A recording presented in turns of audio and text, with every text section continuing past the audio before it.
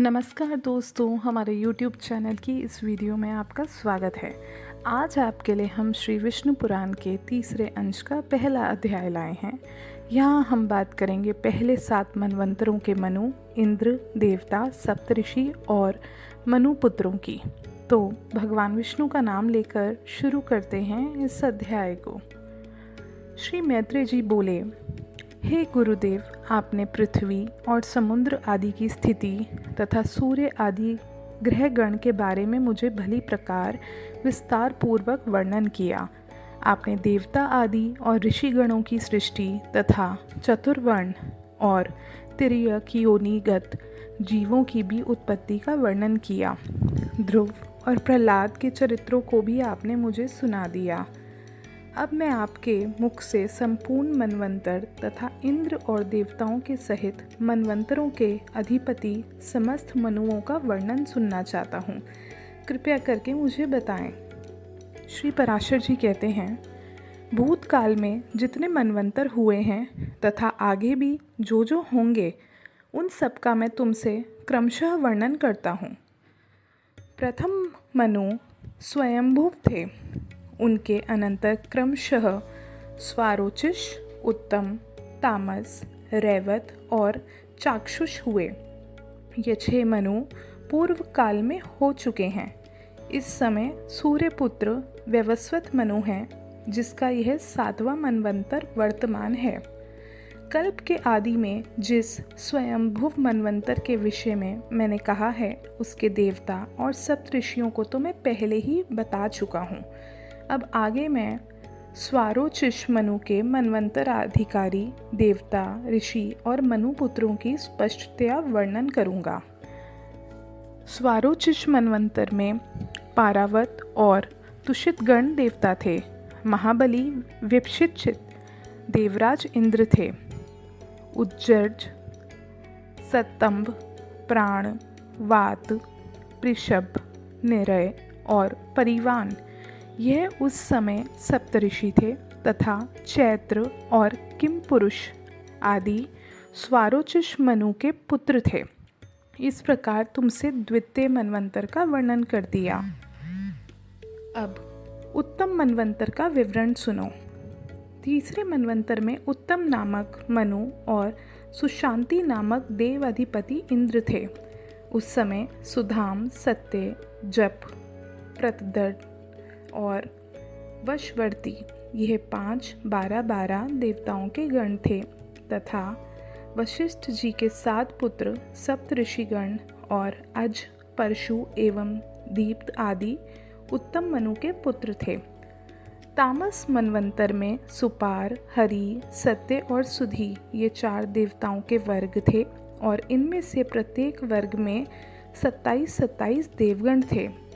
100 अश्वमेध यज्ञ वाला राजा शिबी इंद्र था तथा उस समय जो सप्तऋषिगण थे, उनके नाम मुझसे सुनो। ज्योतिर्धामा, पृथु, काव्य, चैत्र, अग्नि, वनक और पीवर, ये उस मनवंतर के सप्तऋषि थे तथा नर, ख्याति, केतुरूप और जानुजंग आदि तामस मनु के महाबली पुत्र ही उस समय राज्य अधिकारी थे।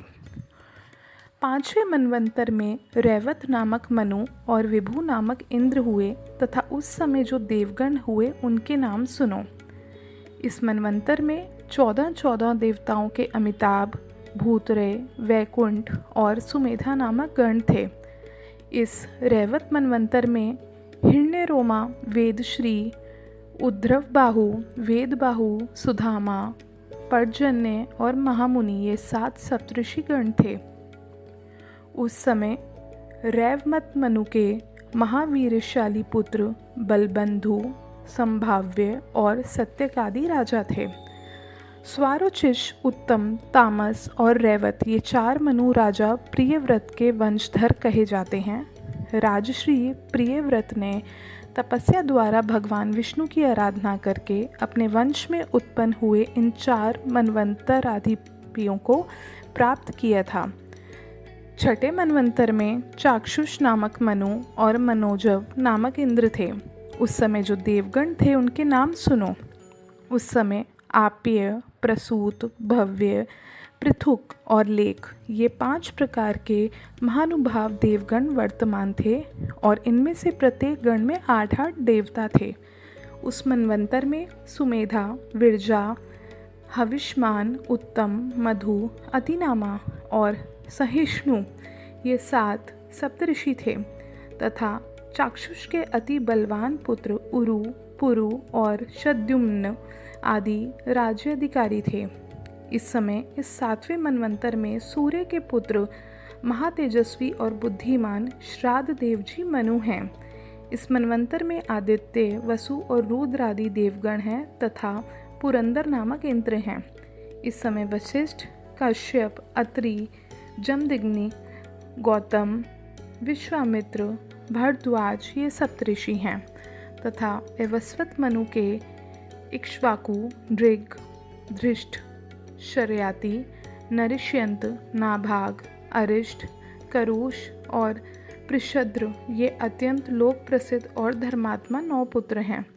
समस्त मनवंतरों में देव रूप से स्थित भगवान विष्णु की अनुपम और सत्व प्रधाना शक्ति ही संसार की स्थिति में उसकी अधिष्ठात्री होती है। सबसे पहले स्वयंभू मनवंतर में मानस देव यज्ञ पुरुष और विष्णु शक्ति के अंश से ही आकुति के गर्भ से उत्पन्न हुए। फिर स्वारोचिष मनवंतर के उपस्थित होने पे वे मानस देव श्री अजित ही तुषित नामक देवगणों के साथ तुषिता से उत्पन्न हुए। फिर उत्तम मनवंतर में वह तुषित देव ही देवश्रेष्ठ सत्यगण के सहित सत्य रूप से सत्या के उदर से प्रकट हुए। तामस मनवंतर के प्राप्त होने पर वह हरि नामक देवगण के सहित हरि रूप से हरिया के गर्भ से उत्पन्न हुए। तत्पश्चात वह देवश्रेष्ठ हरि रैवत मनवंतर में तत्कालीन देवगण के सहित संभूति के उदर से प्रकट होकर मानस नाम से विख्यात हुए तथा चाक्षुष मनवंतर में वह पुरुषोत्तम भगवान वैकुंठ नाम के देवगणों के सहित विकुंठा से उत्पन्न होकर वैकुंठ कहलाए।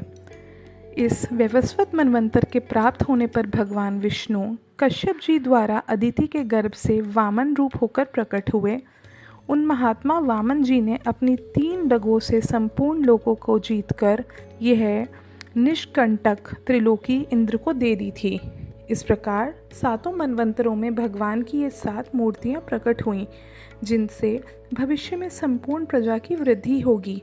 यह संपूर्ण विश्व उन परमात्मा की ही शक्ति से व्याप्त है, अतः वह विष्णु कहलाते हैं।